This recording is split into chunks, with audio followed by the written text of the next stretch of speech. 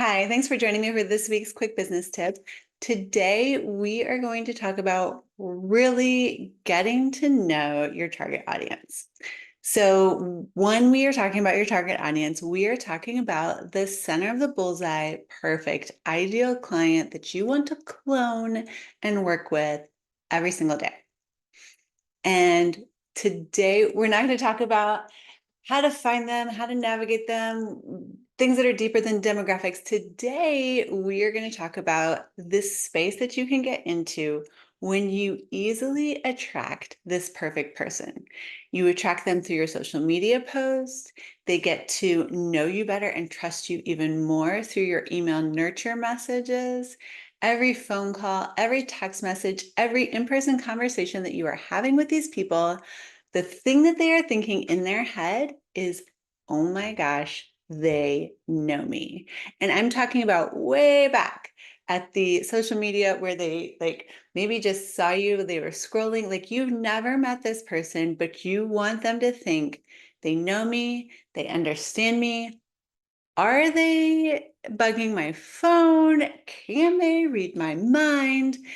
And what I want to do is talk to you about how you can get to the place where your target audience feels this way about you and your messages.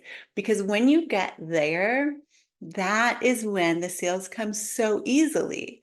Because what you are saying, everything that you are saying, resonates so clearly with this person that they believe 100% that you are able to help them with their problem. Because when you talk about their problem, it sounds exactly like the last whining session that they had with their friend or colleague. You're using the exact same words that they were using when they were complaining about this problem to their spouse or to their best friend. And so this is where you want to get with these people, because if you are saying the same things that they are saying, they will immediately have a much higher level of trust with you. So simple, right? But how do you get to the place where everything that you're saying when you're talking about your client's problem sounds like what your client says when they are talking to their best friend? You can only get here when you start having conversations with your ideal client. Now, this becomes a problem when people start leveling up their target market. So, like maybe they've been living here and they want to start selling to this level person, right? So, they're maybe making a little money, they're further along in their business, they're further along in their um, mindset and meditation practice. Whatever that level of person is, maybe you've been selling to a solopreneur and you want to start selling to a C-suite executive. It's just a different level of person. It allows you to expand your market. This is also something that you might want to go through if you are rebranding your business or if you are looking to step into something new. Maybe it's related to something you've been doing in the past, but it's different and new. And you haven't worked with these people. So this isn't like I know my ideal client because I have worked with 10, 15, 200 of these people that fit the exact avatar of the person that I want to attract. I've had so many conversations with them. I know exactly what they say when they are talking to me about their problem. I know exactly what they say when they tell me where they want to be if they were able to just wave a magic wand and solve this problem. You've had those conversations. You know your current target market, right? But when you want to go a step further, expand, rebrand, or try something new, sell to a different type of person, how do you go about creating your marketing message that is going to resonate with them if you haven't had conversations with these people. So here's the really easy, really difficult thing that you need to do. You need to find your people. So that might be on LinkedIn. That might be some small groups on Facebook. That might be some local groups in your own community. You need to reach out to your current clients and see if they know anyone in this other market. You need to reach out to your friends and family, call in favors, because you're not asking these people, like, can you connect me with someone who wants to buy my program? You're not asking these people in LinkedIn and small Facebook groups, like, hey, I'd really like to sit down and talk with you. It's a sales pitch. Or, you know, telling them it's not really a sales pitch, but it totally is a sales pitch. Because in these moments, these conversations, when you're trying to up level, but you've never really sold to, helped, talked with a lot of people in this market, all you're wanting to do is sit down with them for 10 or 15 minutes and ask them a series of questions and really listen to them. You really honestly are not looking to sell to them. You just want to get to know them and understand them better. Now, it's simple. You need to have 10-minute conversations.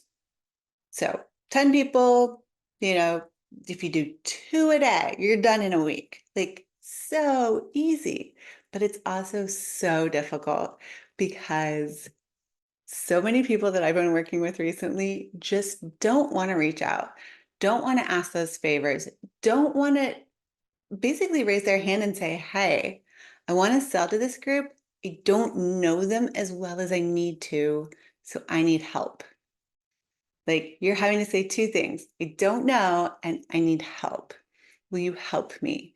And so if you are able to make yourself say those 2 phrases, I don't know, and I need help, there will be so many people that will gladly sit down with you for 10 or 15 minutes and answer all of your questions. Now, what do you do once you've, started to get these calls booked? The first thing you need to do is make sure you record them. Then you can just sit and have a conversation. You don't have to be scrambling and taking notes, right? Go back and watch the recordings and then type up. Excel spreadsheets are great for this. All the words. So we have problem words over here, solution words over here. So this is my problem. I need more leads. Marketing doesn't work. Social media is hard. I don't have time. I don't understand. I don't like social media. All these problem words, right? Then we have the solution words. I just want somebody to do it for me. I just want somebody to teach me how. Um, I wish I didn't have to do it at all. There's lots of things. And it's really important when you're having these conversations with them to not just don't show up with a list of 20 questions that you're hoping to have answered in 10 minutes. If you have 3 to 5 really good questions and you keep asking, tell me more about that, you will get a lot better answers because people are going to give you the quick, simple, surface level answer first. But you need to dig just a little bit deeper, because a little bit deeper, that's the thing that they're talking to their best friend about. That's the thing that they're talking to their spouse about, right? So you have all this data. You look and see, like, okay, so this person said this, this, this. Then you go to your next recording. Oh, look, they said that same thing there. They added a couple more. They said a couple of the same things in the solution column, and they added one more thing. And I'm not talking like it sounds similar to, I'm talking the exact words, the exact phraseology that these people are using. That's what you're writing down. Don't translate it, don't summarize it, the exact phrases that they are using. Once you've done about 10 of these calls, you'll start seeing patterns. Now, here's where you could be like, okay, so these people are using different phrases, but they're trying to say the same thing. Like, these phrases mean the same thing, they're just saying in a different way. It still gives you data. So now you can be like, okay, so this is the This is the general overarching problem that these people think they have, right? Because you, as a solution provider, you know the problem that they actually have, but you need to find out what problem they think they have and sell them the solution to that problem in giving them the solution to the problem that they think they have. You will also give them the solution that they actually need. So a lot of clients come to me and they say, hey, I want you to run my Google ads. I need more leads. Cool. Let's have a conversation. Let me see what your expectations are. What are your goals? Like, walk through all of these things, right? In most cases, these clients may need to run a Google Ads campaign for a little while. But what they really, really need is they need a longer nurture email campaign.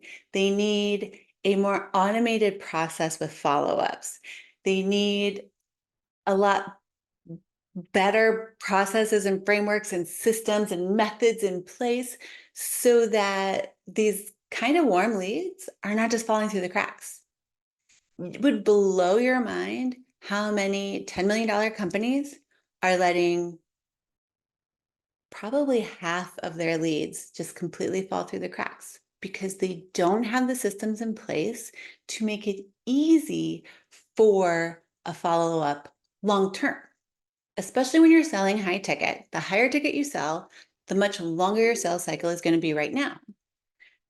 So when you can automate these things, it makes it so much easier for you to deal with so that you're not having to send similar emails multiple times every day, following up with these leads, right?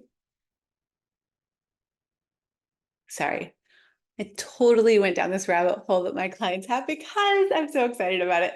But they think they need more leads, but what they need is a better lead management system. So we have a conversation, we talk about, like, yep, I understand, I get where you're at, I see your problem. The reason they came to me in the first place to talk to me about Google Ads is because in my marketing message, I tell my clients, I can help you get more leads because my clients think they need more leads. In most cases, they don't. They just need to be better stewards of the leads that they already have. So find out what your client thinks their problem is. Talk about that problem that they think they have, not the one that you know they have, the one that they think they have. Then this is in your marketing, right? Then once you get them into a one-on-one sales call situation, now you can start saying like, okay, I hear what you're saying. I can get you more leads.